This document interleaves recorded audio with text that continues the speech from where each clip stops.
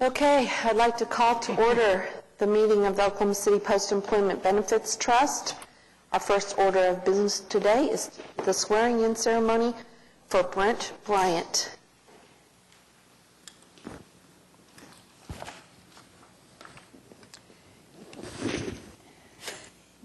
You going to hold it or you want to put your hand? I'll hold it like this. If you want to hold it, however you want to do it. Repeat after me. I, Brent Bryant, I, Brent Bryant, do solemnly swear that I will support, obey, and I'll defend support, obey, and defend the Constitution of the United the States Constitution of the United States and the Constitution of the State of Oklahoma, and the Constitution of the United States, the State of Oklahoma, and that I will not knowingly receive, and that I will not knowingly receive, directly or indirectly, any money or other valuable thing any valuable thing for the performance or non-performance for the performance or non-performance of any act or duty pertaining to my office other than the compensation allowed by law. I further swear that I will faithfully discharge my duties as a trustee of the Oklahoma City Post-Employment Benefits Trust to the best of my ability. Congratulations. Thank you. Chairman Bryant.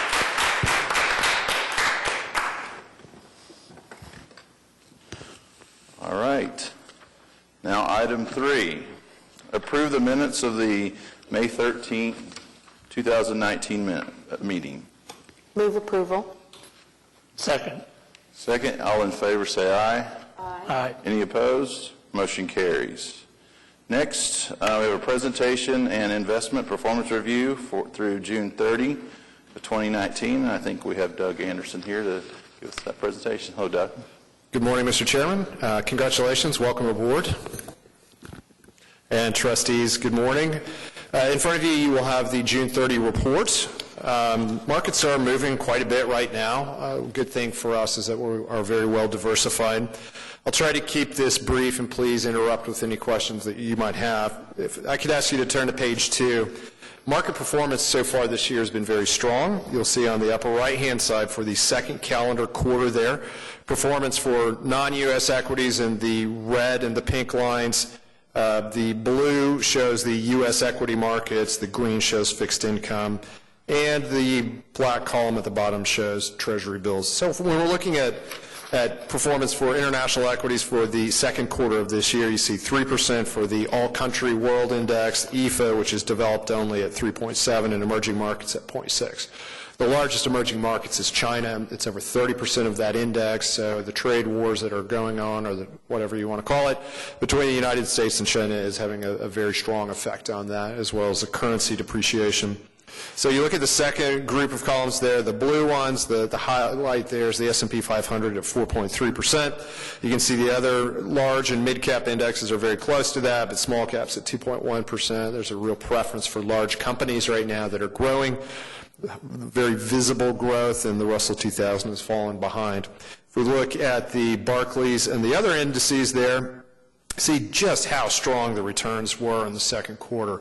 Extremely strong. If the Barclays U.S. aggregate was up 3.1%, and considering that I just looked at the 30-year Treasury bond yield is below 2.18% this morning, given everything that has gone on, you have more return in that one quarter than you have yield for the entire year from the 30-year Treasury. So markets are moving substantially, and you can see where the strongest performance was for the Barclays corporate investment grade at 4.5%. Looking at the one-year returns for all of these asset categories, it's a pretty different picture. You can see that non-U.S. equities trailing U.S. equities by significant margins, and a big part of that is that the dollar is the strongest currency in the world, and other currencies have depreciated against that, which means that the value of our of investor stock holdings and bond holdings in non-U.S. currencies has declined, and that's accounted for in those returns. The S&P 500 and the other large and mid-cap indexes are positive to the tune of 10.4 for the S&P 500. But again, looking at the Russell 2000, negative 3.3%. So large has beaten small by significant margins. 1,300 basis points is significantly large. That's unusual to see it that big. And normally in a healthy economic environment, you would see small caps outperforming large. But again, this is a different environment. And then looking at fixed income over those periods of time, pretty dramatic returns. And those are, again, coming off of the Federal Reserve. It was some significant activity last year, and then also reversing course and cutting rates by 25 basis points most recently. And you'll see the 3-month T-bill at 2.3% there at the bottom, which is fairly strong. The T-bill, if you looked at it today, would be lower than that. But again, like I said, the 30-year Treasury bond just traded at a yield of 2.17% a couple of minutes ago. So the market is saying risk off for the time being. It's saying it's time to step back and really reconsider China-U.S. issues, Europe issues, Brexit, the other countries that might follow, Britain out. Earnings in the United States have been strong as far as corporate America. But the market is in sort of a bipolar mode right now where it's either very excited and very enthusiastic or quite negative. And these cycles, going from positive to negative, periods of time those are happening are very short, which means that we need to be diversified fairly dramatically in the portfolio. When I look at page 3, you can see the growth value. These are also at historic margins where growth stocks have outperformed value stocks by very, very wide margins. And traditionally at this time of the market cycle, again, we're 10 years in to a bull market. You would expect to see growing companies outperforming right now, but not to this amount. By some measures, the growth value dispersion or the valuation differential has been this large once before, and that was right before the technology bubble burst. So you remember back then it was Amazon, it was AOL, Intel, Microsoft were the biggest companies and the growing, most popular. Right now, the biggest and most popular companies are Amazon, Apple. Again, growing, but people are paying a lot of money for that growth. Now, I think that will do it for the market environment, unless anybody is interested in going in additional detail there. I think on page 10, this is the big green number, 6.4% for the 12 months ended June 30. Remember, in the fourth quarter of last year, equities were down about 20% in the U.S. So the recovery that we saw in the first quarter and the recovery that we saw in the second quarter was very, very strong. If we look at page 12, this is a good, it really shows us what we have done since 2009 when we started at $6 million, and now we have 62 as of the end of June, and you can see where that growth came from. So a lot of that is in contributions. However, we have pulled out a significant amount, and the gains over that period of time are $20 million. That's nothing to sneeze at in my world. And then you can see the allocations on the following pages. 14 shows us a very broad picture here. Domestic equities is 60.9%. So your portfolio between that and the international equities has about 70% in equities. Diversified, yes, but in equities. So this is a portfolio that is built to grow. You can see that the risk-reducing assets, that would be core fixed income at 17%, active duration at 9.5, and high-yield fixed income at 2.7. Then a small amount of cash. This does not include the cash that's held outside for routine benefit payments, which is about $3 million right now. That amount is kept fairly stable over time. When it goes above that, money is put into this portfolio. When it goes below that, we draw money out. And that's a natural risk reducing buying low and selling high type mechanism. Page 17, and then I will, we need to go over pages 17 and 18 as far as performance. So on the top line here, you can see the total fund composite, net of fees. All the returns that we show here are net of investment management fees, and I've got some good news on those in a moment as well. For the quarter, the total fund was up 3.73%. The policy index was up actually even more at 4.02. The actuarial assumption at 1.82, we outperformed, and you can see that the total, all public plans with under $70 million in assets under management The median was 3.28. So that 3.73% rate of return ranked in the 8th percentile, first being best, 100th being lowest for the quarter. You can see the year-to-date, how strong returns have been at 15.2. So that's the first 6 months of this year. The portfolio is at 15.2%. That is substantial. That ranked in the 2nd percentile. And if we look where those returns came from, it came from many sources. Loomis sales, 8.18% for the bond portfolio, 3rd percentile. You go down to the double line, not quite as good, a little bit more cautious, 6.14%, 82nd percentile.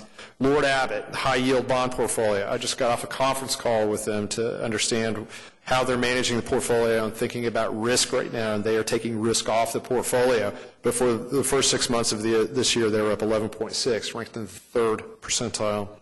Hoisington, we normally do not like to see their returns so high because that means that equities are generally going down, right? They own 30-year treasuries. They will own shorter-term treasuries if they think interest rates are going to go higher. But even in today's environment, they think lower is probably the direction to go, either 25 or even 50 basis points lower at the 30-year treasury. And if you think that 1 3/4 is low for a 30-year treasury yield, that's amongst the highest in the world right now. There's something like $14 trillion of sovereign and corporate debt in the world trading with a negative yield right now. The entire German Bund yield curve is below zero at this point, which to me tells us that unfortunately we may have lower to go on our yield curve. And even if it does, how do we take advantage of it? Well, Hoisington will continue to take advantage of that. You can see their returns have compounded at very strong rates. We go down into the equity portfolios here. Again, we're diversified. We're very low cost. The S&P 500 up 18.5% for the first half of the year, very close to the benchmark. The Vanguard Mid-Cap Index even up more than that at 21.78. And then we have the active mid and small cap managers here. Remember that we offset the value manager on the mid-cap side to the index on mid-caps, and then we further offset that with Stevens, which is a small-cap growth manager. So Hotchkiss & Wiley's returns don't look great right now. They're betting on, or they're investing in. Please strike that betting. That's not something that they do. They're investing in stocks that the rest of the world does not like. It's a Riverwind. No. And what they're singularly investing in that the rest of the world doesn't like is energy. So E&P, midstream, all manners of that. And I know that we love an energy industry in Oklahoma and in Texas, but Wall Street dislikes it immensely right now. If you look at all of the other sectors in the index right now, and energy is about the only one that's trading off, and I don't really know why that is. But I don't think that it will continue on forever. We are in one of those phases where it's much cheaper to buy energy or barrels of oil or natural gas on Wall Street than it is to go out and actually drill for it yourself because it's so undervalued. And those undervaluations will correct themselves. Looking at Stevens Small Cap, their returns over the past year, you can see they've been very strong, 23.14%. For the year-to-date figure. I did have an on-site with Stevens a few months ago, learned a lot more about how the portfolio is structured, and I'm very confident in this group. They're growth investors, but they're not enthusiastic growth investors. They're not what you would say the folks who would get caught up in a bubble. They take a look at growth, and it's reasonable, but they do know how to find growth. And then our international equity portfolio at Causeway. Again, they're value managers, have a lot of investments in Europe, and value investors sometimes underperform because valuations are stuck, and that's where they are right now. A few additional pages, and again, I don't like to take too much of everyone's time. I'm more than happy to cover this in additional detail, but on page 40 is an important slide. This is a correlation matrix. Correlation simply tells us how the individual funds that we have in the portfolio perform versus one another. And so this is all of the investments that we have, and you can see in the legend at the bottom there which ones are which. So A is Loomis Sales, B is Double Line, C is Lord Abbott, and Wasatch is D, Wasatch Hoisington. And what we are trying to understand here is how, on a month-by-month basis, the assets perform in correlation terms. So 1.00 means you are perfectly positively correlated. One asset goes up 1, the other one will go up 1, and you'll notice that that diagonal line shows 1s across the board, because that's each of the assets correlated with themselves. But if we go down lower than that, you can see that on column A to B is the double line portfolio. That's limit sales versus double line. Their correlation is 0.47. That's very low for two bond managers. If we go lower to that, to D, you can see that the correlation of limit sales with Hoisington is negative 0.02. So those are two bond portfolios that have negative correlation with one another, and that's what we would like to see. We want multiple sources of alpha, and we want wide diversification. If we follow across that row D, you can see that number B, which is the other bond portfolio core, is 0.8, so that's about what we would expect. You can see the high yield portfolio managed by Lord Abbott and C is negative 10, so it's a negative correlation there. And then if we go to the column D and we read down that, you can see that the item Wasatch Hoisington has a negative correlation with all of the equity portfolios. That's exactly what we want to see. We want to see if the equities are going up, we're okay taking an uncorrelated return there. But what this also means is that when equities go down, this portfolio goes up. And a few days ago or a week and a half ago, maybe when we saw the equity market down about 2.5% or 3% on the day, this portfolio was up by about the same amount, because when people sell equities, they buy treasuries. And that environment that's something that we're accustomed to, and this is a very simple, low-cost hedge that actually pays us in return to take it. So just a few more pages here on pages 41 and 42. I am going to consider Hotchkiss and Wiley Midcap to be on alert because their performance has trailed their benchmark. You can see Causeway is the only other manager on alert. I would like to keep them there just because performance has been a little bit south of the benchmark. And this doesn't mean that we're going to fire anybody in any rapid environment here, but this is just a reminder of how we're feeling about these managers. And Hotchkiss and Wiley will be on alert because of performance. Now, page 42 is the fees. This is always very important, especially in the public sector that we're managing fees. You'll see the expense ratio for all of the funds individually, and at the bottom is the total. So this is the weighted average of the individual investments versus the fee, 59 basis points. You'll see category average, that's where we take the median within each of those categories, is at 1.18, and the difference there is 60 basis points. So just consider this to be about 51% off retail, so it's less than half of what you would pay on median. And those annual savings that we calculate adds up to about $220,000 a year. So that's substantial, and I don't think we're giving up any quality of management for that. As we know, the investment management world is becoming more and more competitive. So I'm finalizing an audit on all of the share classes here versus what is available at the bank. We've seen a lot of new share classes, lower cost share classes come out, as well as minimums from others go down dramatically. And so I've got 4 that I have isolated that it looks like we will be able to shift into a lower cost share. And there will be a noticeable decrease in the amount of fees. So just going down the list, and this isn't in your book. So at the very top line there, Loomis Sales Bond is currently 66 basis points. I think we'll be able to get into a share class at 59, so we'll save 7 basis points there. When we go down to the index funds, that's where some truly immense changes will be happening. Not immense in the type of portfolio, but you'll see the 500 index at 14 basis points. I think we'll be able to get that down to 4. For the mid-cap index, right now it's showing at 17 basis points.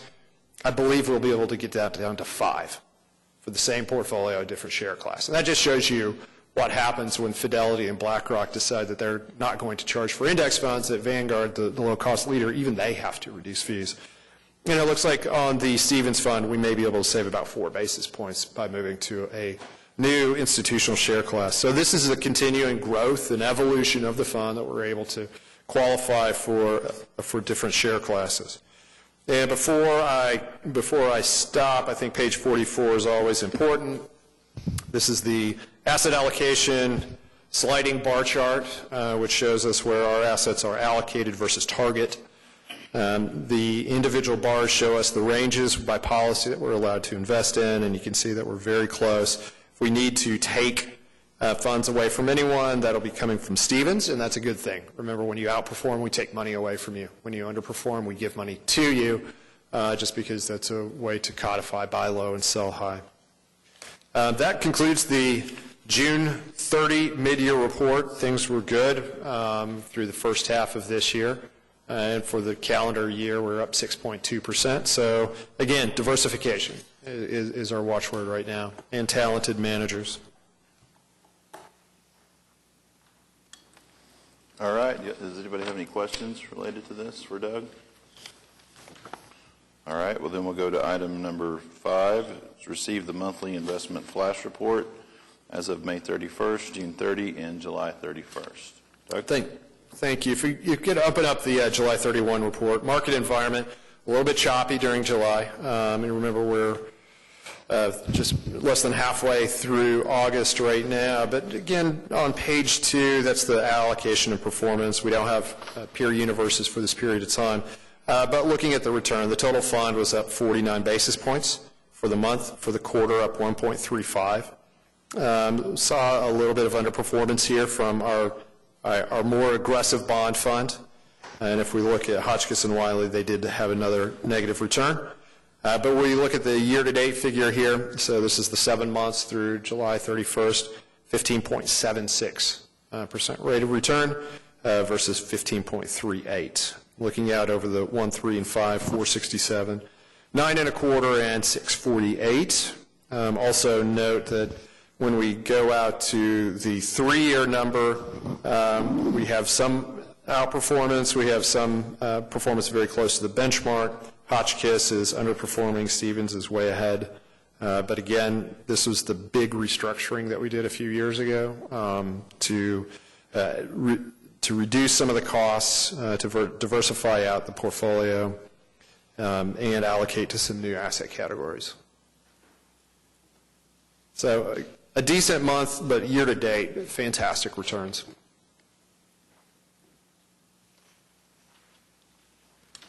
you have any questions? All right, well, then I'll receive a motion for item number 5. Got a motion? Second. Got a second? All in favor? Say aye. Any opposed? Motion carries. Thank you, Mr. Chairman and trustees. All right, discussion, item 6, I believe that we do not expect anything there, so we will just skip over that. Is that right? Okay. Item 7, acceptance of the interim financial statements for the fiscal year ended June 30, 2019.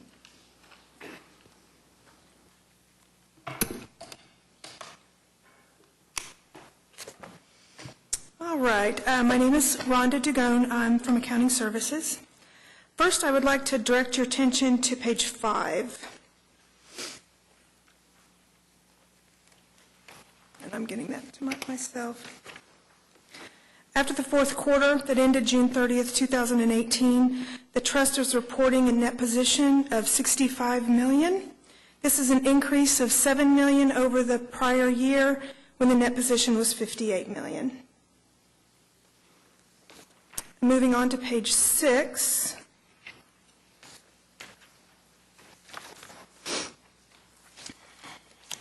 In the statement of changes in net position, the trust reports $3.7 million investment income at June 30th as compared to June 30th of 2018 when investment income was reported at $5.3 million. This is primarily due to a decline in the fair value of investments offset by increases in the interest and dividends received in the current year. Employer contributions and plan member contributions remain stable.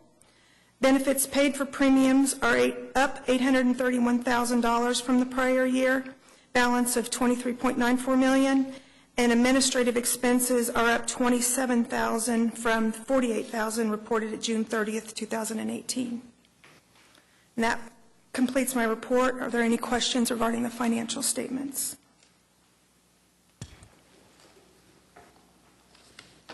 Having none, thank you, Rhonda. Thank you. Could I get a motion for the acceptance of the interim financials? So moved. Got a motion? And I got a second. All in favor, say aye. Aye. Any opposed? Motion carries. Item 8 is authorize travel expenses for Trustee Carlton to attend the Oklahoma Public Fund Trustee Education Conference in September. So moved. Got a motion? And a second? Second. All in favor, say aye. Aye. Any opposed? Motion carries. Item 9, resolution authorizing general manager to negotiate an agreement with ANCO Consulting LLC for investment consulting services. I guess Matt's going to brief us on that. Okay, good morning. If you will recall, during the May meeting, the trust authorized the general manager to advertise for bids for investment consulting services, and so the bid was advertised and bids were received up through June 12th, 2019. We had 4 national firms that put in their bid for the investment consulting services. In accordance to the professional services policy, an RFP committee was formed with members from the originating department, finance department, and the city manager's representative. Trustee Carlton was a member of the RFP committee. And so the general manager tasked me with coordinating these efforts, and essentially we looked at everything from the cost to the experience to the quality of the bids. And when it was all said and done on August the 2nd, the committee agreed to extend to ANCO Consulting to continue with the investment consulting services. So this morning we're asking you to authorize the general manager to negotiate a contract with ANCO Consulting. And I'd be happy to take any questions about the process.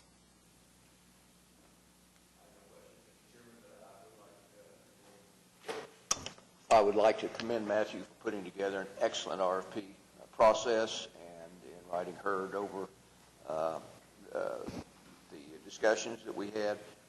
I think this is the 3rd RFP selection committee that I've sat on, and one observation is that the quality of the bids has gone up significantly in the last decade or so, and I think that's a reflection of the fact that not only do we have a little bit more money in our pocket because of Doug's fine tutelage, but we're being noticed nationwide more than I think has been evinced in years past. So thanks again for putting together a very good process. And I assume that this is going to be for a 5-year time period? Yes. Okay, thank you. All right, I would like to, could I get a Move motion? approval of the resolution. Second. Second, all in favor, say aye. Aye. Any opposed? Motion carries.